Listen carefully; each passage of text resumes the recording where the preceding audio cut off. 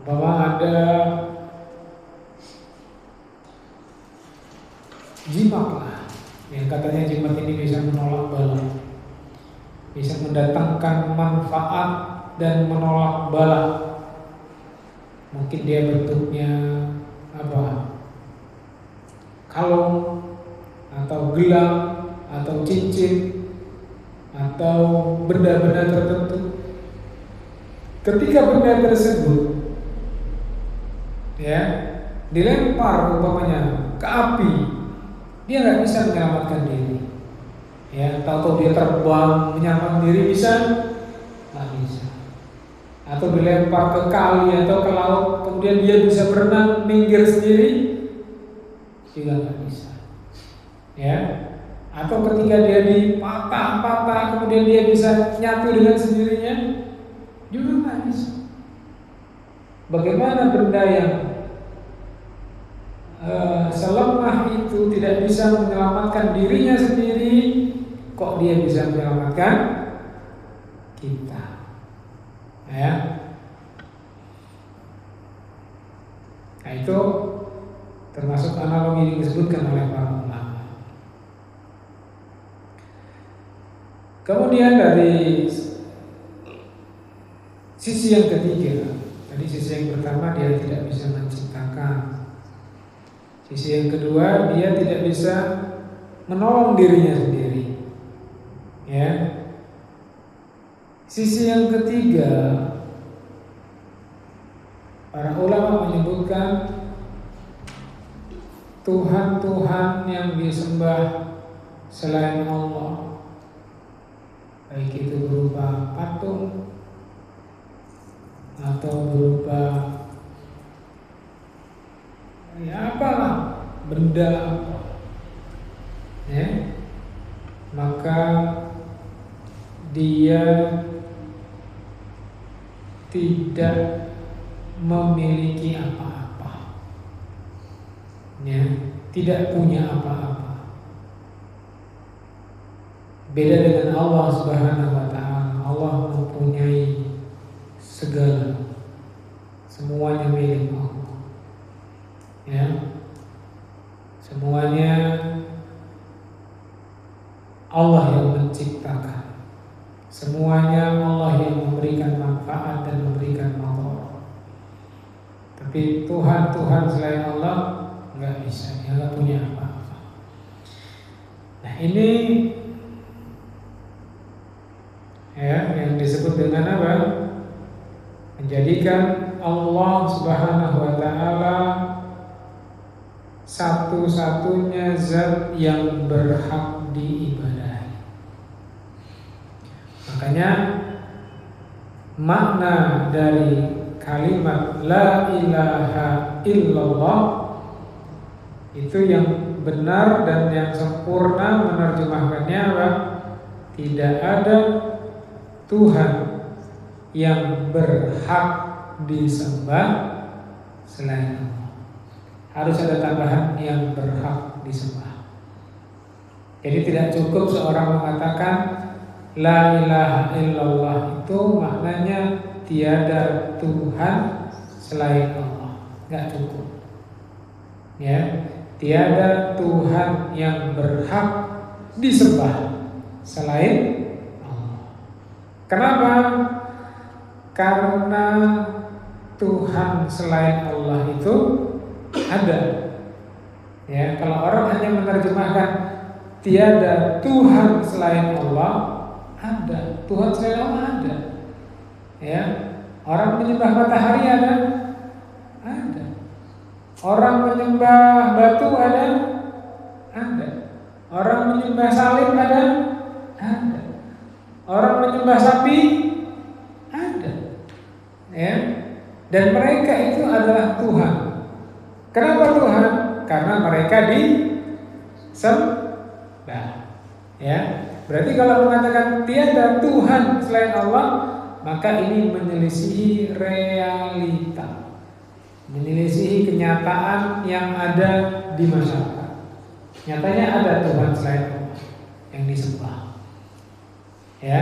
Tapi kalau kita menerjemahkan la ilaha illallah dengan mengatakan tidak ada atau tiada Tuhan yang berhak disembah selain Allah, ini baru terjemahan yang sempurna. Ya.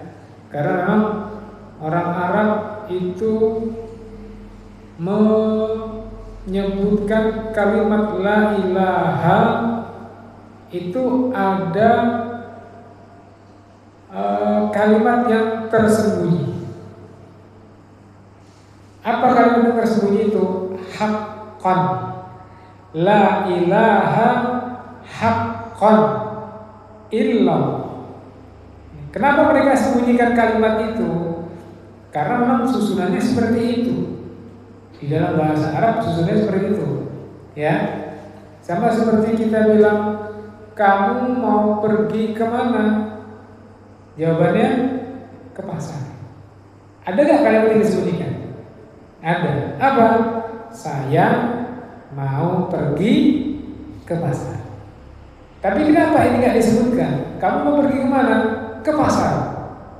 Mestinya apa? Kamu mau pergi kemana?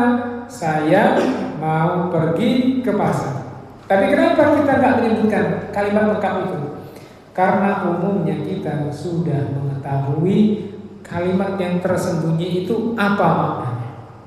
Paham? Sama seperti orang-orang Arab mengatakan la ilaha illallah. Kenapa hakkonnya tidak dimunculkan? Karena mereka sudah tahu. Mereka sudah paham karena ini bahasa mereka. Ya. Jadi tanpa mereka menyebutkan hakkon yang benar-benar hak, yang benar-benar berhak disembah, ya, mereka tak sebutkan itu karena ini sudah mereka pahami. Kamu mau kemana? Pasar. Kenapa dia nggak menjawab sempurna? Saya ingin pergi ke pasar. Karena kalimat itu sudah dipahami oleh orang-orang Indonesia. Paham? Dan kalimat yang tersembunyi itu harus hakkon. Hakkon boleh, hakkun boleh, bihakin juga boleh. Ya. Dan itulah orang-orang Arab memahaminya. Kenapa? Ketika Abu Lahab, Abu Jahal, dan abu-abu yang lainnya ketika dikumpulkan oleh Rasulullah ketika di Mekah, kemudian mereka diminta untuk mengucapkan la ilaha illallah. Kemudian mereka enggak mau. Kenapa? Karena mereka tahu makna kalimat itu. Kalau sudah mengucapkan kalimat itu, maka harus meninggalkan Tuhan-Tuhan selain Allah. Paham? Karena mereka enggak susah mengucapkan la ilaha illallah, itu enggak susah bagi mereka. Ya. Tidak susah mengucapkan kalimat la ilaha illallah, itu gak susah. Tapi kenapa mereka gak mau mengucapkan itu? Karena mereka tahu kalimat itu apa maknanya. Jadi kalau orang sudah mengucapkannya, konsekuensinya, kelazimannya, dia harus meninggalkan semua sesembahan selain Allah. Dan mereka gak mampu, gak sanggup. Ya. Mereka nggak mampu dengan itu. Jadi mereka tidak mau mengucapkan kalimat tersebut. Padahal itu kalimat yang mudah untuk dipahami, kalimat yang mudah untuk diucapkan. Bahkan saking mudahnya mengucapkan la ilaha illallah, tidak perlu mempertemukan dua bibir dalam mengucapkan la ilaha illallah. Ya, gak perlu ketemu dua bibir. Tapi memang benar-benar ini kalimat yang dahsyat. Yang kata Nabi Sallallahu Alaihi Wasallam, kalau seandainya kalimat la ilaha illallah ini ditimbang, diletakkan di satu timbangan, ya, kemudian langit dan bumi beserta isinya itu ditimbangkan yang satunya lagi, ya, timbangan kan ada dua ya, timbangan yang model-model lama yang peraca itu. Maka kalimat la ilaha illallah ini lebih berat, lebih berat, ya. Dan juga nanti kalau disebutkan dalam hadis Nabi SAW ada namanya hadis bitokoh. Bitokoh itu kartu. Jadi sama kayak ada yang sudah pernah tidur di hotel berbintang, ada ya. Kalau mau buka pintu kan nempelin kartu kan, ya. Pintu hotel itu, pintu kamar hotel itu nggak bisa kebuka kalau nggak ditempelin kartu, ya. Hah? Kalau yang umrah itu biasanya iya ya. Jadi kalau mau buka pintu hotel itu kan ada kartunya, dia nggak pakai kunci, tempelin kartu, nanti dibaca sama kayak printer itu, dididik langsung terbuka dia. Kata Nabi apa? Ada nanti namanya bitokoh. Bitokoh itu kartu untuk masuk surga. Dan kartu itu apa passwordnya? La ilaha illallah. Ya, disebutkan dalam hadis bitokoh, hadis kartu. Ya, jadi teknologi itu udah ada dari zaman dulu. Ya. Meskipun mengucapkan la ilaha illallah ini tidak perlu mempertemukan dua bibir, tapi orang yang mati dalam keadaan akhir hayatnya mengucapkan kalimat la ilaha illallah ini yang dijamin masuk surga, itu nggak semua kita bisa. Ya, nggak semua kita bisa. Kata Nabi SAW, man akhiru kalamihi la ilaha illallah dakhalal jannah. Barang siapa yang akhir hidupnya mengucapkan la ilaha illallah, pasti dia masuk surga. Akhir hayat, kalimat terakhir yang dia ucapkan la ilaha illallah, kemudian dia mati, pasti masuk surga. Ya. Tapi mengucapkan la ilaha illallah di akhir hayat sebagai penutup kehidupan itu sulit. Ya, sulit. Kenapa sulit? Karena seorang itu mati sesuai dengan kebiasaan. Ya, mati sesuai kebiasaan. Kalau dia di dunia biasanya nyanyi, dia nanti matinya akan nyanyi. Kalau di dunia itu biasanya main judi, nanti ketika mati dia akan mengucapkan kata-kata judi. Kaca kartunya, oh ini ceki, oh ini joker, gitu ya itu dia. Ya, nanti itu akan terucap di akhir hayatnya. Kalau ada orang biasa sehari-harinya main catur, ya, ketika ditalkin suruh mengucapkan la ilaha illallah, apa yang diucapkan? Setel. Dan itu nyata. Banyak yang mengkisahkan itu. Ya, maka seorang itu akan mati sesuai dengan kebiasaan. Maka biasakanlah yang baik. Biasakan melantunkan ayat-ayat Al-Quran. Meskipun surat-surat pendek, ya, lagi nyantai, lagi kerja, baca umpamanya alam tara kaifa fa'ala rabbuka bi ashabil fil. Sambil apa sambil beres, apa sambil ngorek, apa sambil macu, ya, apa sambil ngerjain kerjaan kantor, sambil ngetik, ya, itu dibiasakan.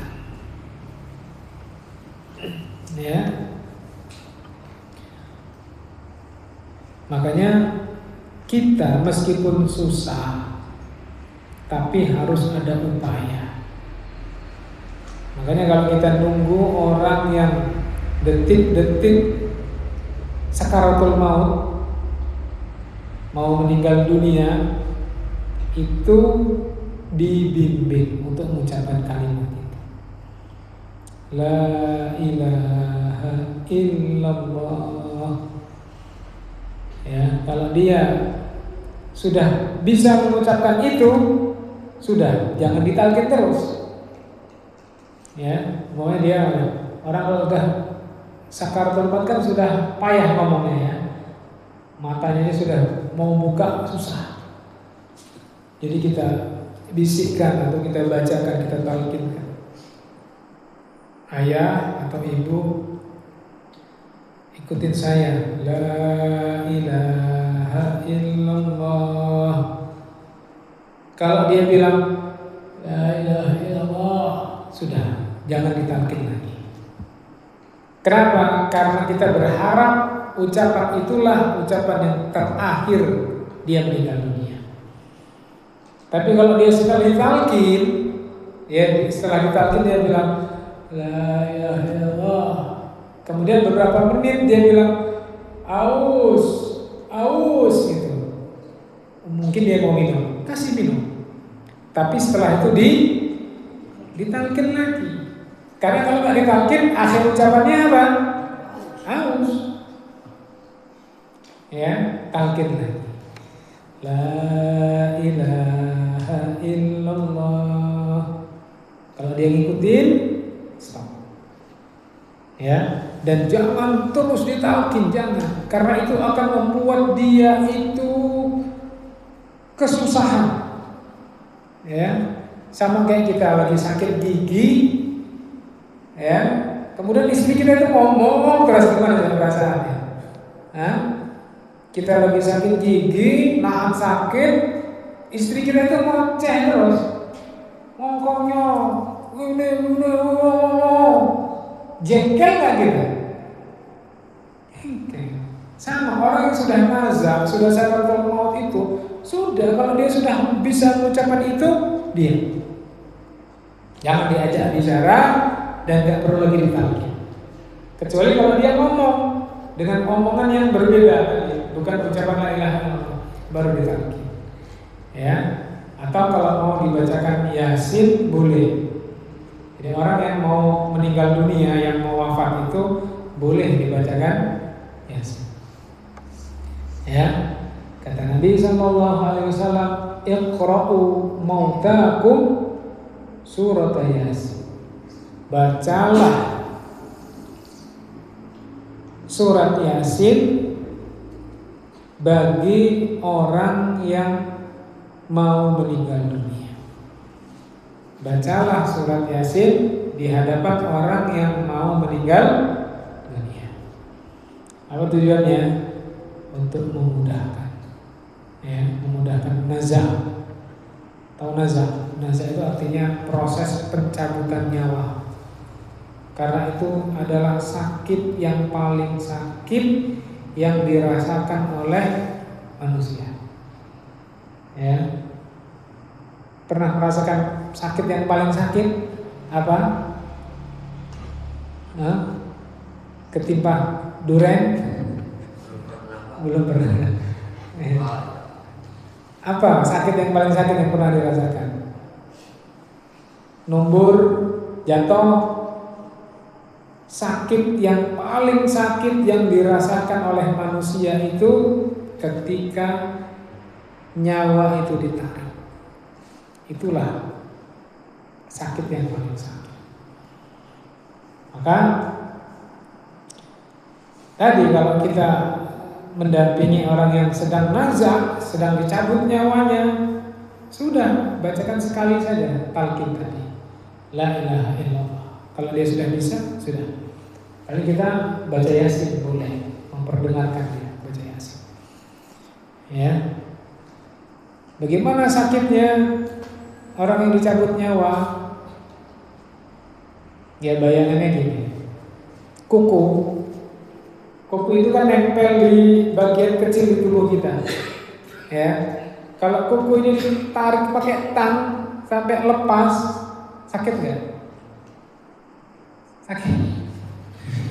Ya, itu padahal cuma nempel sedikit kuku itu di tubuh kita.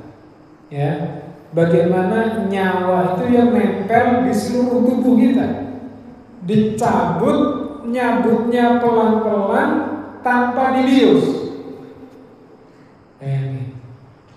Ya, ada yang pernah cabut gigi tanpa dibius? Gitu ya, gak kuat gitu kalau nggak dibius. Dan nyabut nyawa itu nggak dibius, biusnya nggak ada. Ya, dan dia nyabutnya juga pelan-pelan. Kadang sudah dicabut, diulur lagi, ditarik lagi, diulur lagi, ditarik lagi, diulur lagi, sampai kadang lama waktunya. Ada orang-orang yang dimudahkan. Ya, keluar nyawa itu kata Nabi seperti keluar air dari teko, dari ceret, keluar dengan mudah.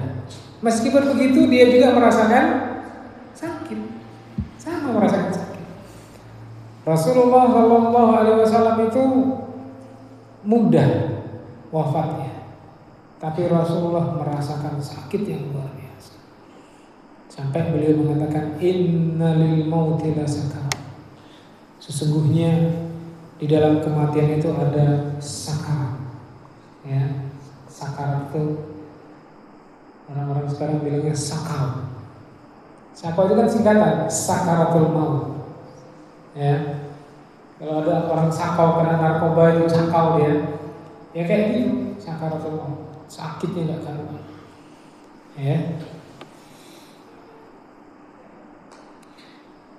nah itu kalimat la ilaha illallah. Dulu ya.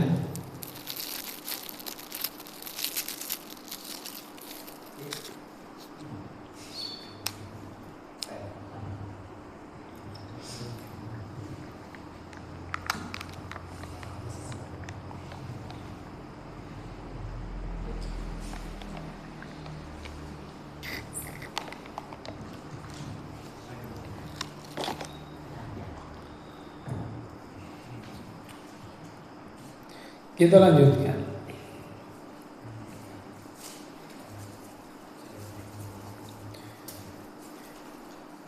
Kalimat tauhid, wahada yuwahidu tauhidan, menjadikan Allah itu satu, satu-satunya zat yang berhak disembah, satu-satunya zat yang disembah dengan benar. Ya. Kenapa ada tambahan kalimat dengan benar? Karena memang Allah mengisyaratkan itu.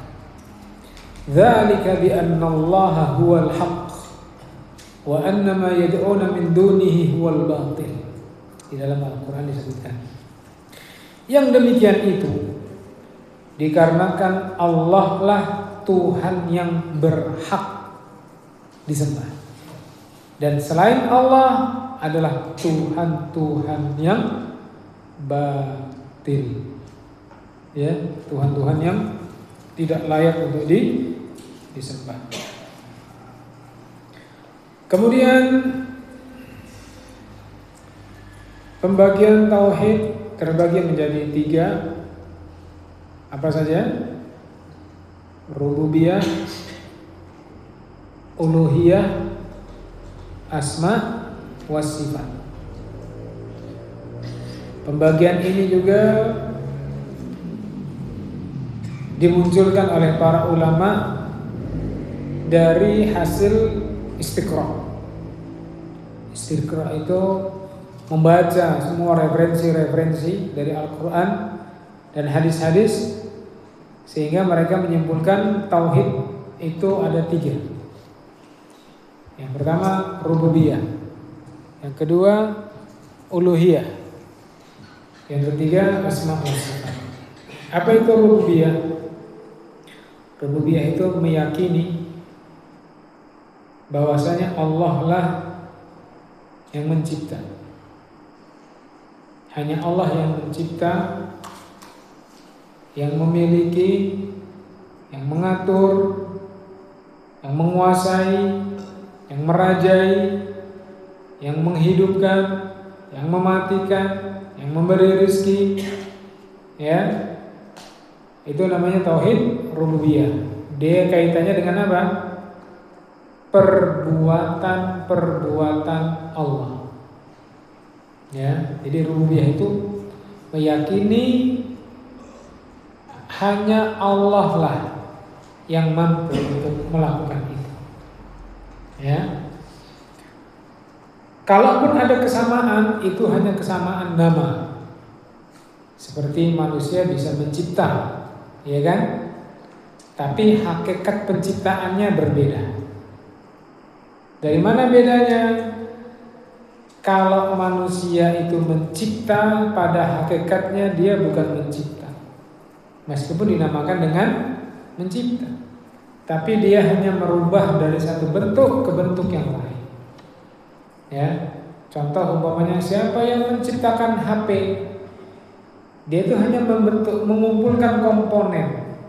Ya, siapa yang menciptakan, yang membuat, menciptakan meja? Dia hanya mengumpulkan kayu, dipotong, disugu, dipaku, dicat. Ya, tapi bukan menciptakan dari sesuatu yang tidak ada menjadi ada.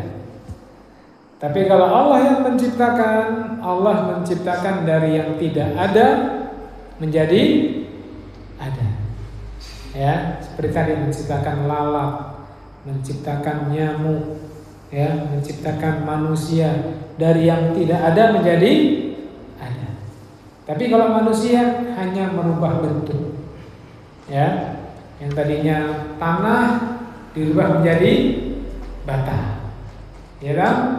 Yang tadinya tumpukan-tumpukan batu dirubah menjadi bangunan. Yang tadinya tumpukan-tumpukan kayu dirubah menjadi kursi, menjadi meja. Jadi meskipun sama-sama pencipta, tapi hakikatnya berbeda. Ya.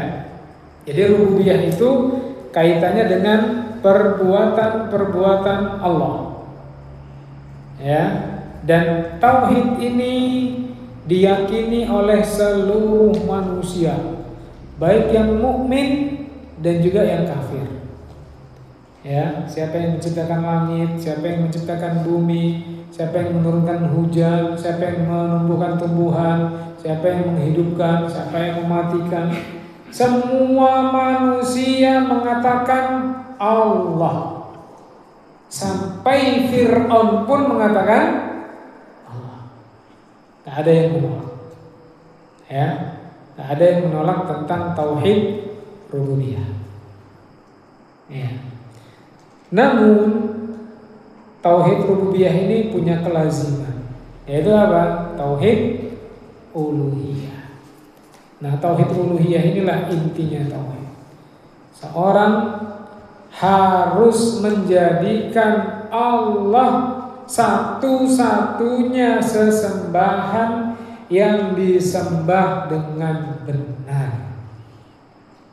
Itu puncaknya tauhid. Namanya tauhid uluhiyah. Menjadikan Allah sebagai ilah. Makanya disebut dengan uluhiyah. Itu asal kata dari ilah. Apa itu ilah? Yang disembah. Ilah bermakna ma'luh, bermakna ma'bud, yang diibadahi.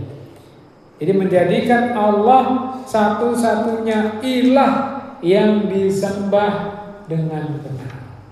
Nah, disinilah kemudian nanti manusia ada yang mau mengimani, ada yang tidak mau. Ya, yang mau mengimani menjadikan Allah satu-satunya ilah yang berhak disembah, maka dia menjadi seorang mukmin. Bagi mereka yang tidak mau, mereka menjadi kafir. Dan disinilah Rasulullah SAW mengetes manusia.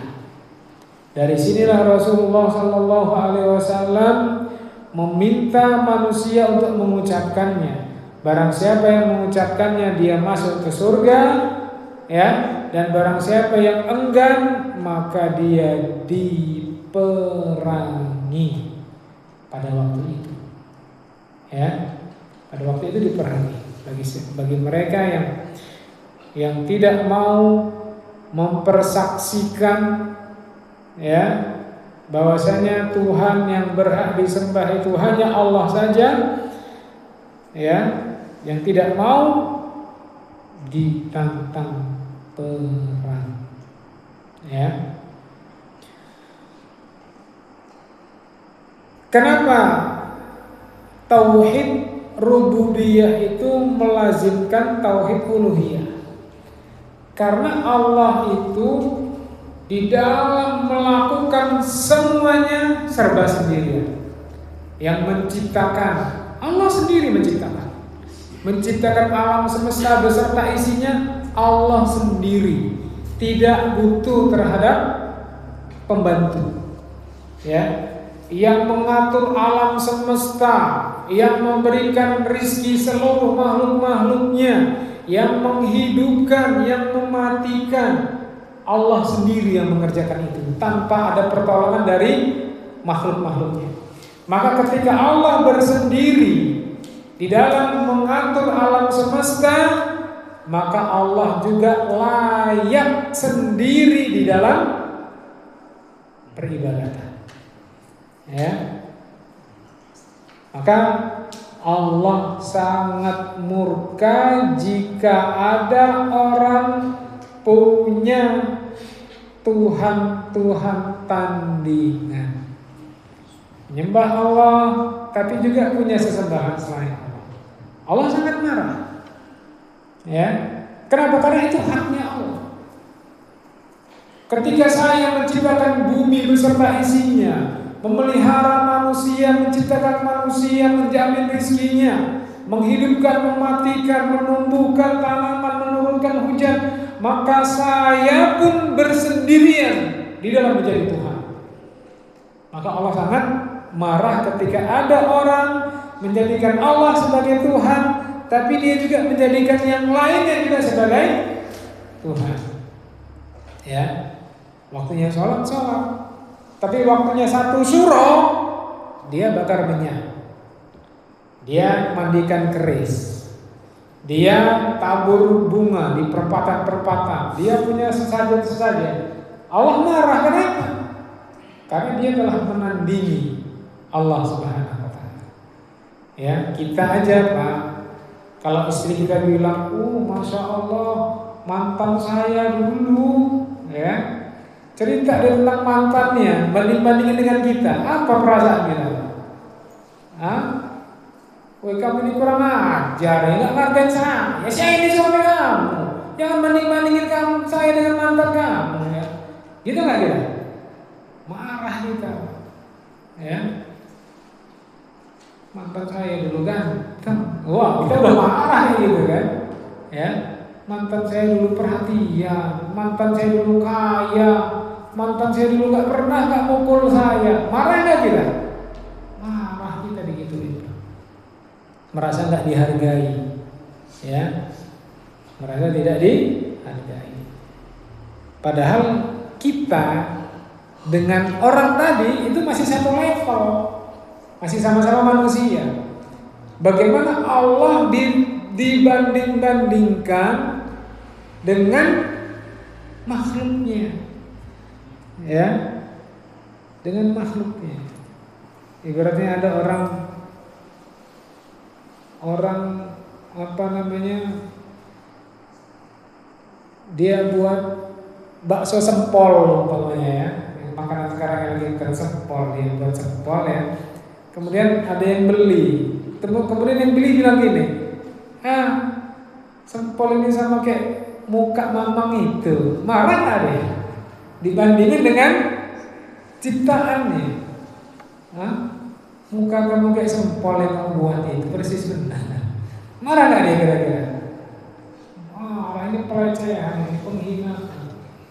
Makanya dosa yang paling besar adalah menjadikan Allah Subhanahu wa taala sebagai tandingan-tandingan.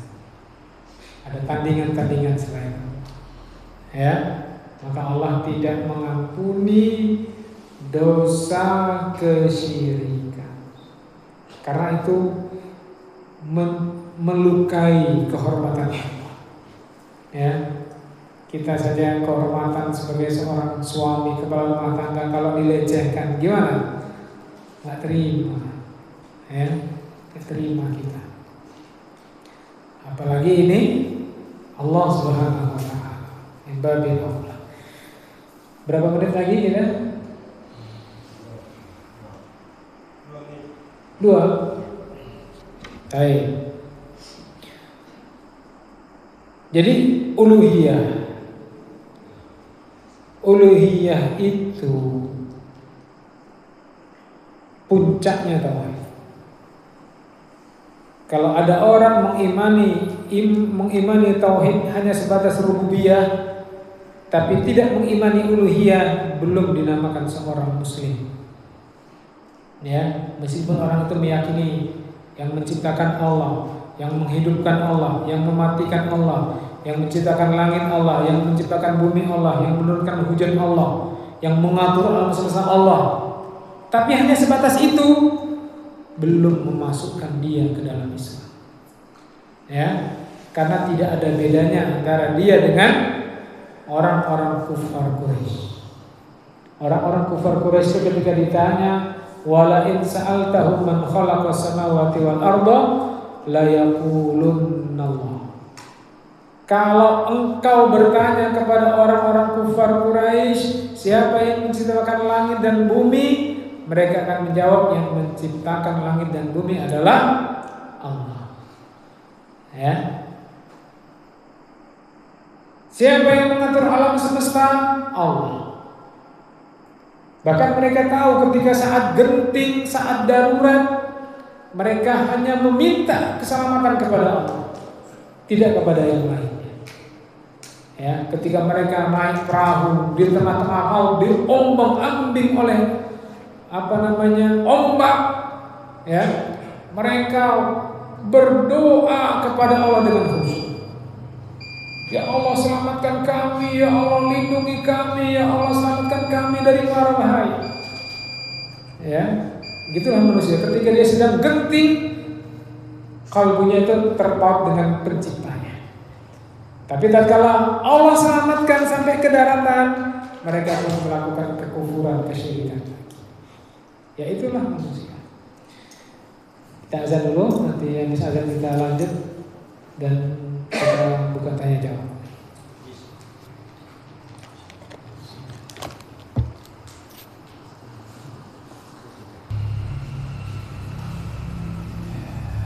Kita lanjutkan sedikit ya tentang tauhid uluhiyah. Nanti insya Allah pada pertemuan berikutnya kita bahas khusus tauhid asma wa sifat, nama-nama dan sifat-sifat Allah. Ya. Jadi tauhid uluhiyah ini puncaknya tauhid. Jika seorang sudah menjadikan Allah sebagai satu-satunya Tuhan yang diibadahi, dan dia mengingkari segala bentuk kesyirikan dan kekufuran, dan mengingkari para pelaku-pelakunya, maka dia akan menjadi seorang mukmin sejati. Seperti siapa? Seperti Nabiullah Ibrahim alaihissalam. Ya, kata Nabi Ibrahim ketika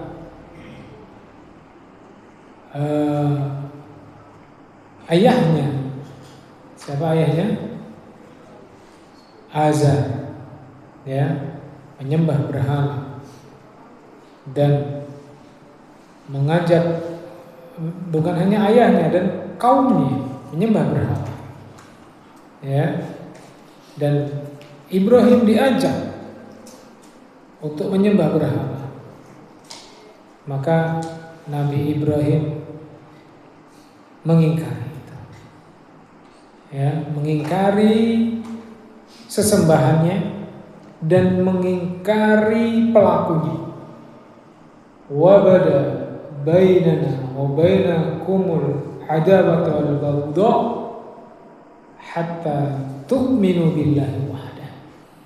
Ya, maka tampaklah ya antara aku dengan kalian apa? Permusuhan. Ya. Sampai kapan? Sampai kalian mau beriman kepada Allah. Jadi pengingkaran itu harus ada meskipun kepada orang-orang dekat. Ya. Orang tua kita yang melakukan kesyirikan, kekufuran, itu harus ada pengingkaran. Ya, pengingkaran terhadap perbuatannya dan pengingkaran terhadap pelakunya. Ya, itu harus diingkari. Sebagai apa? Sebagai bukti keimanan kita terhadap tauhid uluhiyah. Ya. Rasulullah SAW pun mengingkari. Ya, makanya sampai beliau diusir dari kampung halamannya. Ya, kenapa beliau diusir? Karena mengingkari perbuatan orang-orang Arab jahiliyah dan mengingkari para pelaku kesyirikan dan kekufuran. Sehingga dengan itu apa? Rasulullah SAW diusir dari tempat kelahirannya. Ya, dan ini memang berat. Yang para ulama menyebutnya dengan al-wala wal bara. Kita harus cinta kepada keimanan dan harus berlepas diri kepada kekufuran, kesyirikan. Ya, dan para pelaku-pelakunya. Ya. Dan kita dilarang bermesra-mesraan dengan mereka. Ya. Dilarang menjadikan mereka sebagai teman akrab. Ya. Tapi kalau cuma sekedar transaksi muamalah boleh. Transaksi muamalah itu gimana? Umpamanya kita mau beli barang, mau beli bangunan, ya, apa bata, apa pasir, apa semen, yang dagang orang non Islam, nah, itu boleh transaksi muamalah namanya, ya, atau hutang piutang boleh, ya, atau berobat boleh juga. Umpama saya itu senang kalau berobatnya sama dokter si A, padahal dia non Islam. Kenapa senang? Karena pelayanannya ramah, obatnya paten dan tarifnya murah. Umpama boleh nggak? Boleh. Karena itu masalah apa? Muamalah. Ya. Jadi harus dibedakan. Jadi wala wal bara itu dalam masalah-masalah agama, ya, mengingkari sesembahan-sesembahan atau pelaku-pelaku kesyirikan dan perbuatan-perbuatan kesyirikan itu diingkari. Tapi dalam masalah muamalah Rasulullah jual beli dengan orang-orang Yahudi. Ya, Rasulullah pernah menyewa orang kafir sebagai penunjuk jalan untuk hijrah dari Mekah ke Madinah. Ya. Tapi ketika Rasulullah perang, ada salah satu orang kafir datang kepada Rasulullah, dia bilang ingin bergabung bersama pasukan kaum muslimin. Kata Rasulullah apa? Enggak boleh. Karena ini bagian dari agama. Ya, tapi kalau transaksi boleh. Ya, beli di toko orang non-Islam, berobat di toko orang non-Islam. Ya, gimana saya nggak beli di sana? Kalau beli di sana harganya lebih mahal umpamanya. Di sini lebih murah, ya boleh. Ya, umpama mau berobat di klinik, di rumah sakit yang non Islam, saya cocoknya di sini, boleh nggak? Boleh. Ya, jadi keduanya itu ada hukum yang berbeda. Kita berbuat baik sama mereka boleh nggak? Boleh. Mau kita bertetangga dengan mereka, mereka butuh bantuan kita, mereka nggak makan, kelaparan, boleh nggak kita bantu? Boleh, bahkan kita bantu, wajib. Ya, malah kalau mereka butuh bantuan kita harus bantu. Mudah-mudahan dari ini mereka bisa tertarik dengan Islam. Ya, jangan malah mereka diganggu. Ya, patok tanahnya digeser-geser, nggak boleh. Ya, kemudian rumahnya dilempar, nggak boleh. Ya, hartanya, ayamnya dicuri, ya, tanamannya dicuri, nggak boleh. Bahkan kita harus berlaku apa? Berlaku adil. Ya, kata Allah Subhanahu wa taala dalam surat Mumtahanah apa? La yanhaakumullah 'anil ladzina lam yuqatilukum fid din wa lam yukhrijukum min buyutikum an tabarruhum wa tuqsitu ilaihim. Jadi Allah tidak melarang kalian untuk berbuat baik dan berlaku adil kepada orang-orang non-Islam yang mereka tidak memerangi kalian dan tidak mengusir kalian dari kampung halaman kalian. Berbuat baiklah kepada mereka dan berlaku adillah kepada mereka, karena Allah mencintai orang-orang yang berlaku adil. Ya, ini bicara masalah apa? Muamalah. Ya, adapun masalah ibadah, apa kata Allah? Lakum dinukum waliy. Jadi jangan dibalik-balik. Ya, ada acara di gereja bukan itu. Natalan ikut, ya, bukan. Itu ibadah. Tahun baru ikut ngerayakan, karena itu ibadah mereka. Ya, tapi kalau masalah muamalah, ya kita biasa dengan mereka. Tapi tetap harus ditanamkan dalam hati apa? Ada rasa kebencian terhadap kekufuran mereka. Nah, boleh kita, mereka baik, mereka bagus, mereka juga nanti bisa masuk surga meskipun surganya beda. Nggak boleh. Ya, karena ini masalah apa? Wala wal bara.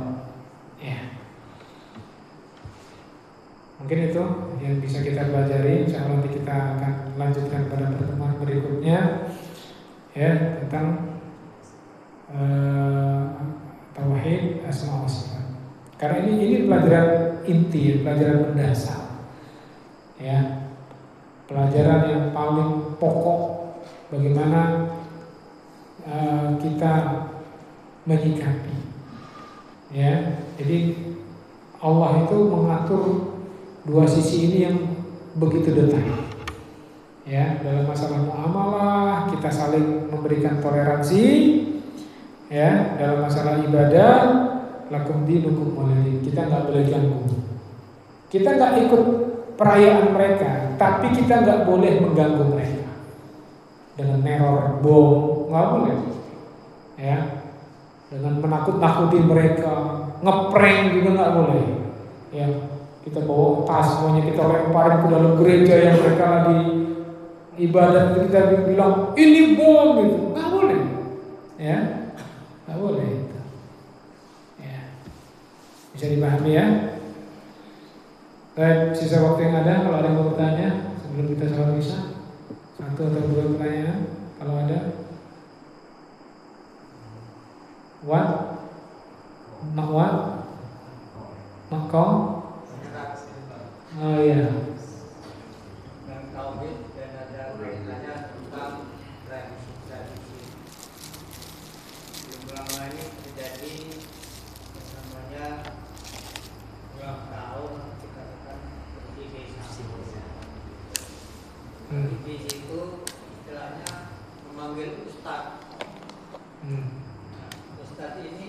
bawa wayang.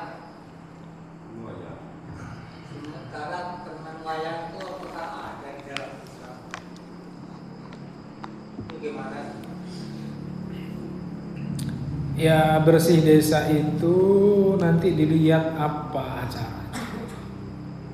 Kalau bersih desa itu tidak ada acara-acara kesyirikan, kekufuran, boleh.